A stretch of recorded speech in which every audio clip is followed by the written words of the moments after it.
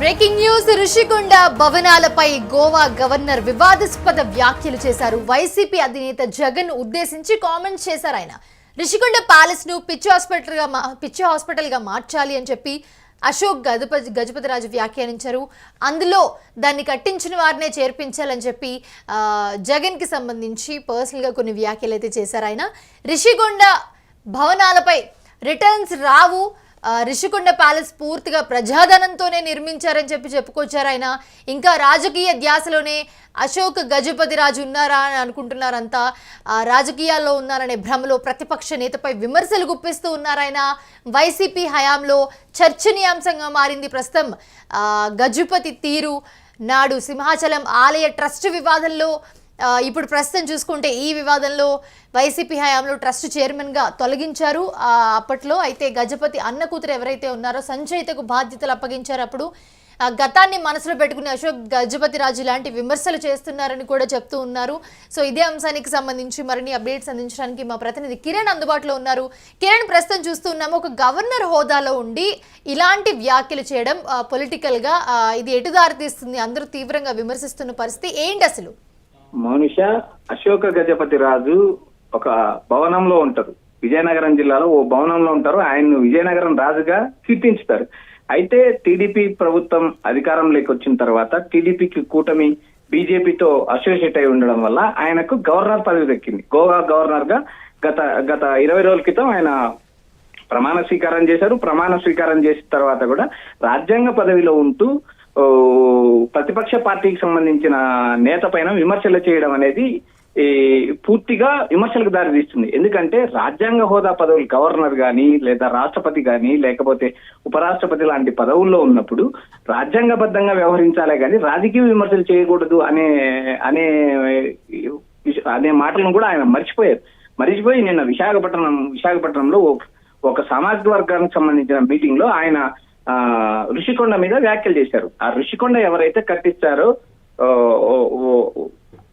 ఋషికొండ గురించి మాట్లాడేటప్పుడు ఆయన తీవ్ర వ్యాఖ్యలు చేశారు. దాన్ని మానసిక చికిత్సాలయంగా ఒక మెంటల్ ఆసుపత్రిగా మాట్లాడాలని వ్యాఖ్యానించడం చూస్తే ఈయన ఇంకా రాజకీయాల్లో కొనసాగుతున్నారా అనే అనుమానం క్రియేట్ అవుతుంది.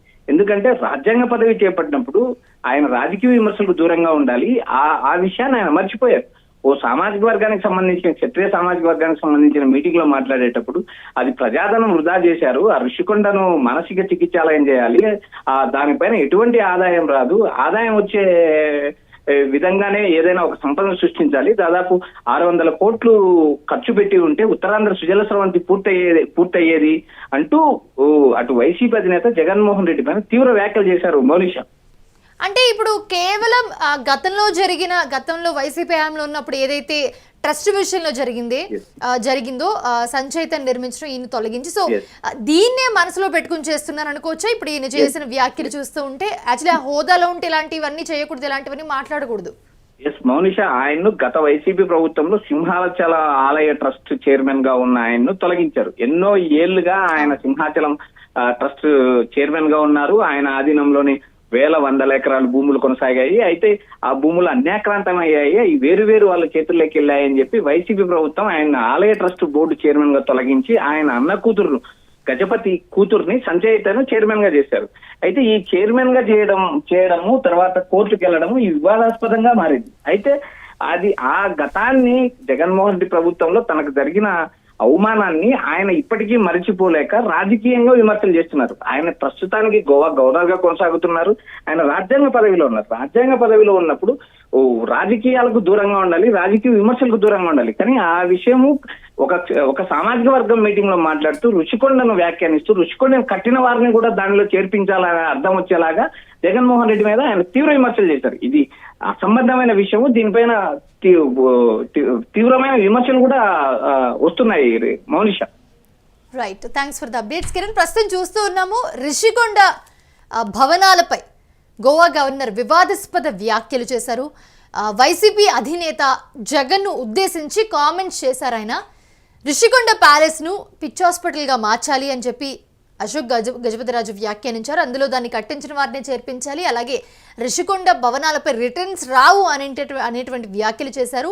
రిషికొండ ప్యాలెస్ పూర్తిగా ప్రజాధనంతోనే నిర్మించారని చెప్పి అశోక్ గజపతిరాజు వ్యాఖ్యానించారు. దీనికి సంబంధించి తీవ్ర విమర్శలు వ్యక్తమవుతున్నాయని మీద ఇంకా రాజకీయ ధ్యాసలోనే అశోక్ గజపతిరాజు ఉన్నారని చెప్పి విమర్శిస్తున్నారంతా. రాజకీయాల్లో ఉన్నారనే భ్రమలో ప్రతిపక్ష నేతపైనే విమర్శలు చేస్తున్నారు ఇంకా అని చెప్పి అంతా కూడా విమర్శిస్తున్న పరిస్థితి మనం చూస్తున్నాం.